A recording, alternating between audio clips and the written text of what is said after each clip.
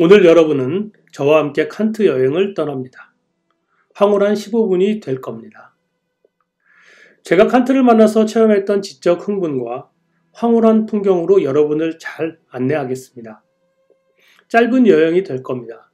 세상에서 가장 쉬운 칸트 여행입니다. 일단 어려운 단어는 사용하지 않겠습니다. 그러나 다른 곳에서는 얻기 힘든 풍성한 소득을 얻으리라 생각합니다. 칸트는 63세에 이르러 집을 장만했습니다. 그때는 이미 결혼 정년기를 한참이나 넘긴 나이였습니다. 칸트는 평생 비혼이었습니다. 그렇다고 고독한 루저는 아니었습니다. 사교가였으며 와인을 좋아했고 만찬을 즐겼습니다. 실례지만 여러분 연세가 어떻게 되시는지요? 칸트는 50대 후반이 돼서야 비로소 명성을 얻게 됐답니다. 그의 첫 번째 유명한 저술 순수이성 비판은 누구나 다 알지요. 그의 나이 57세의 역작이었습니다. 인류 정신세계사에서 거의 혁명적인 변화를 몰고 온 책입니다. 여러분, 인생의 목표를 달성하는 게 순탄치 않으신가요? 칸트 할아버지가 또 위로를 줍니다. 칸트는 46세가 돼서야 고향에 있는 지방대학의 정규직 교수가 됐습니다. 고향을 떠날 형편도 떠난 적도 없습니다. 10년을 넘게 시간 강사 생활을 했지요. 나이 40이 될 때까지도 돈이 없었습니다. 가난하고 평범한 서민의 아들이었습니다. 젊어서 두각을 나타낸 인물도 아니었습니다. 부와 명예를 위해 활발하게 활동한 사람도 아니었습니다. 그러나 칸트는 늦은 나이에 빛을 내기 시작한 천재였습니다. 쇼펜하우어라는 유명한 독설가가 있습니다. 남을 잘 인정하지 않는 철학자였지요. 그런 쇼펜하우어가 자기의 책 의지와 표상으로서의 세계 서문에 다음과 같이 선언했답니다. 칸트의 역작을 읽은 사람이 그로 인해 정신에 받는 영향은 장님이 눈 수술을 받은 것에 비유할 수 있다.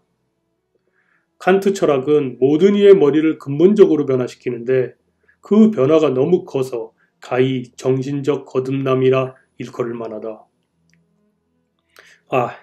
여기에 제가 뭘 더 덧붙일 수 있겠습니까? 도대체 칸트가 무슨 얘기를 했던 걸까요?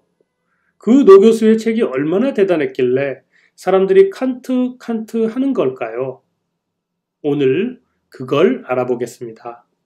이런 기회 드뭅니다. 그런데 우리가 학자는 아니잖아요? 학자의 관심사와 사람들의 관심사가 같지는 않습니다. 칸트 철학의 내용이 구체적으로 무엇인지 전문 용어를 사용해서 속속들이 살펴보기보다는 칸트가 어째서 인류사에 그리고 지금까지도 얼마나 대단한 영향을 미쳤던 것인지 그 생각의 흐름과 맥락을 중심으로 살펴보겠습니다. 칸트 이전 기라성 같은 철학자들은 어떤 대상에 대한 인간의 인식을 인간과 그 대상과의 직접적인 관계로 봤습니다. 여기서 잠깐 대상이란 무엇입니까? 사과요? 의자요? 그렇게 생각하면 철학이라는 게 좀 한가하고 시시하지요. 대상을 우주라고 하면 어떨까요? 추상적으로는 신이라거나 진리 같은 대상은 어떨까요? 이렇게 대상을 크게 생각하면 아무래도 인간인 우리가 위축되지 않겠습니까? 그렇게 위축된 상황이 인간의 역사였다는 겁니다. 아니 뭘 그리 심각하게 굴어? 내 생각은 이렇다고 말하면 되는 거 아니야?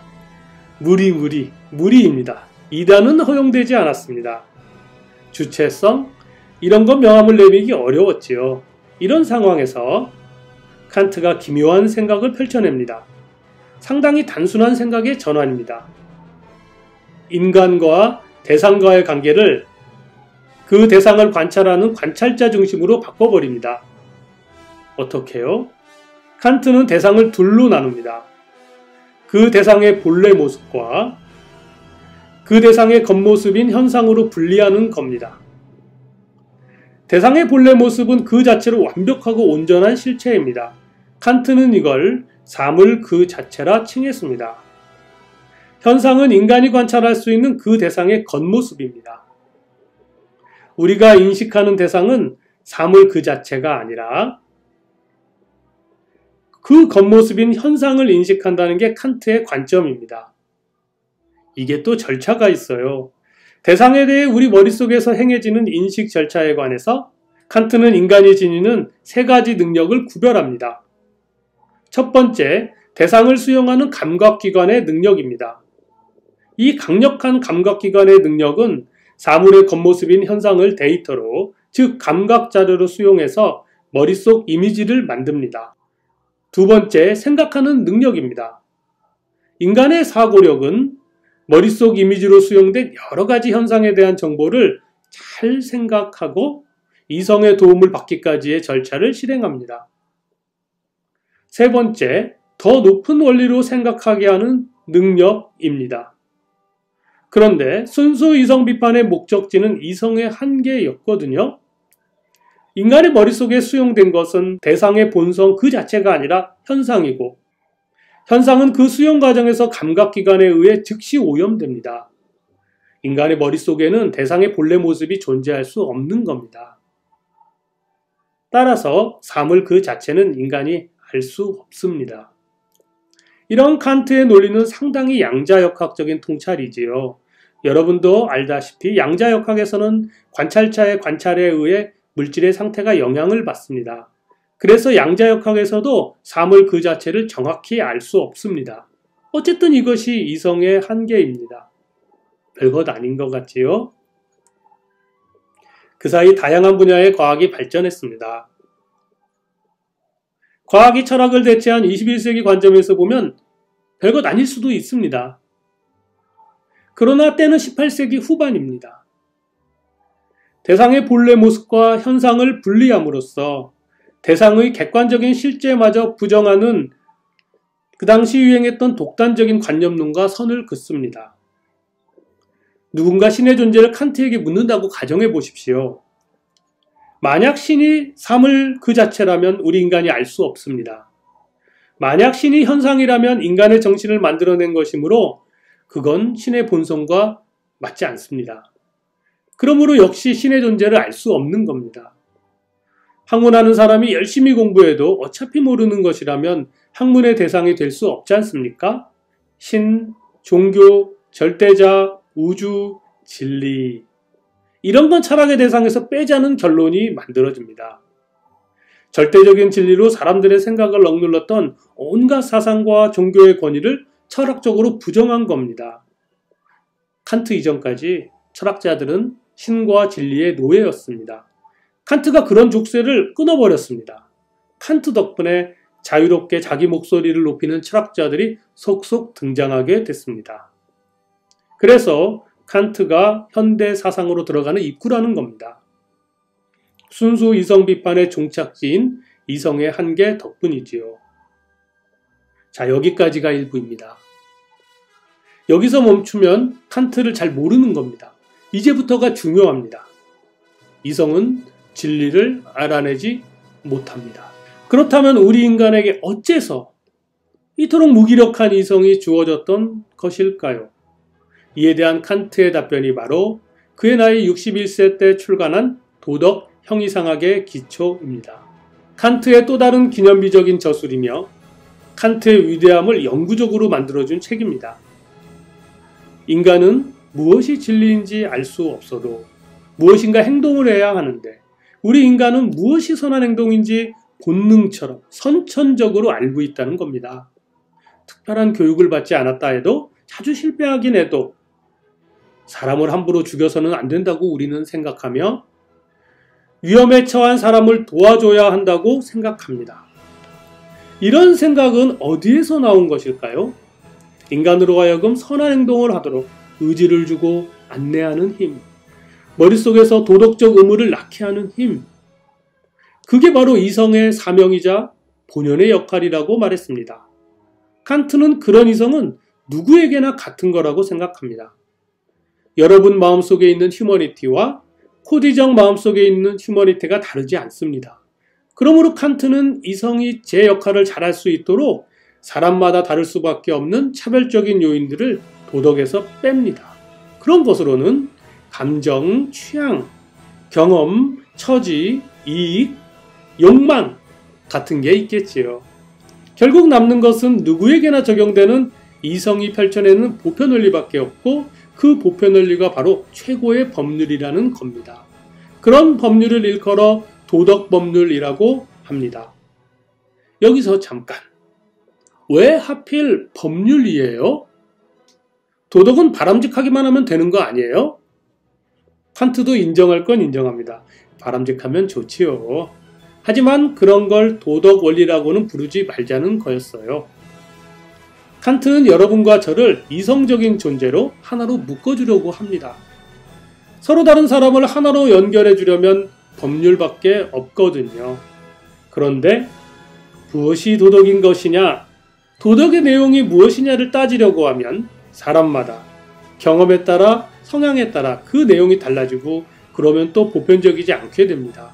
이런 순환 논리에 빠지지 않기 위해서 칸트는 인간을 수단이 아닌 목적으로 대해야 한다는 단 하나의 내용을 남겨두고 형식만을 제시합니다. 이 형식은 이성이 선한 의지로 인간에게 의무를 명령하는 형식입니다. 해라. 해야만 한다. 그런 행동은 하지 마라. 그래서 이 형식은 명령문입니다. 내 머릿속에서 이성이 내게 문장 하나를 보여주는 겁니다. 그런데 도덕적 의무를 낳는 이성은 여러분의 것이나 저의 것이나 같기 때문에 이성의 명령은 여러분에게도 적용되고 저한테도 적용되는 명령문이어야 합니다. 여러분한테는 적용되지 않지만 저한테만 적용되거나 여러분한테는 적용되지만 저한테는 상관없는 것이라면 그건 사람마다 조건을 따지는 게 아니겠습니까? 그렇다면 그건 개인 취향의 문제이지 이성의 명령은 아니라는 겁니다. 그래서 이 형식은 무조건적인 명령문입니다. 흔히 정언명령이라고도 부릅니다. 이렇듯 칸트의 도덕 철학은 내용을 따지지 않고 형식만을 추구합니다. 그걸 의무론적 도덕 철학이라고 부르더군요. 요즘 사람들이 칸트의 형식주의 도덕 철학에 좀 불만이지요. 무엇이 도덕인지 그 내용을 팍팍 말해주지 않으니까요. 그 불만이 미래 공리주의가 저술된 배경이 되었습니다. 그러나 칸트의 형식주의가 갖는 역사적 의미는 실로 엄청납니다. 그동안 우리 인류는 도덕이라는 절대적인 가치를 내걸면서 생각이 다른 사람들을 징벌해 왔습니다. 종교가 그랬고 권력이 그랬지요. 지금도 혹시 도덕으로 누군가를 징벌하고 있지 않나요? 칸트는 그런 도덕적 징벌에 대해 철학적 종지부를 찍은 것이었습니다. 야, 그거 도덕 아니잖아 하면서 말이지요. 지금까지 가급적 전문 용어를 쓰지 않고 칸트 철학의 대강을 설명했습니다. 물론 빠진 게 아주 많습니다. 빠진 부분들은 학자들의 말씀을 참고하십시오. 우리나라 사람들은 순수 이성 비판을 굉장히 높게 평가하지요. 저도 그렇게 생각합니다마는 지식의 고고학 관점이 아닌 오늘날에 미치는 영향까지 감안한다면 칸트가 부여한 이성의 역할이야말로, 즉 칸트의 도덕 철학이야말로 칸트를 빛내줍니다. 1785년 도덕 형이상학의 기초가 그래서 중요한 텍스트입니다. 윤리 형이상학의 정초라고 번역된 책도 있습니다. 나중에 이 책을 기초로 실천 이성 비판과 도덕 형이상학이 나옵니다. 언젠가 기회가 되면 유튜브에서 여러분과 함께 읽도록 해요. 칸트의 저서는 너무 어려워서 혼자서는 읽을 수 없다고 뻥치시는 칸트 교사들이 더러 있습니다. 실로 칸트의 문장력은 별로 안 좋습니다. 더 안 좋은 것은 한국어 번역본의 문장력입니다. 영어 번역본은 훨씬 읽기 좋습니다. 칸트의 문장력이 나쁘지만 이 할아버지의 마음씨는 좋아서 독자가 자기 메시지를 잘 이해할 수 있도록 몇 번이고 반복해서 설명합니다. 그런 반복 설명에 지치지도 않는 사람이 바로 칸트 할아버지입니다. 1804년 죽음에 임박한 노 철학자는 늙은 하임 람페에게 포도주를 한 잔 청해 마시고는 As is good 이라는 말을 남긴 뒤 영원한 평화에 들었습니다. 그 말은 좋다라는 뜻이었습니다. 장례식은 16일 동안 계속되었습니다. 땅에서는 수많은 사람이 그의 빈소를 찾았으며 하늘에서는 2월의 별자리들이 그를 맞이했습니다. 칸트의 묘비명에 새겨진 문장은 이러합니다. 그것은 실천이성 비판 매진말의 첫 구절이었습니다. 생각하면 할수록 커져만 가는 존경과 경탄으로 내 마음을 새롭게 채워주는 두 가지가 있으니 별이 빛나는 밤하늘이요 내 안의 도덕 법률입니다.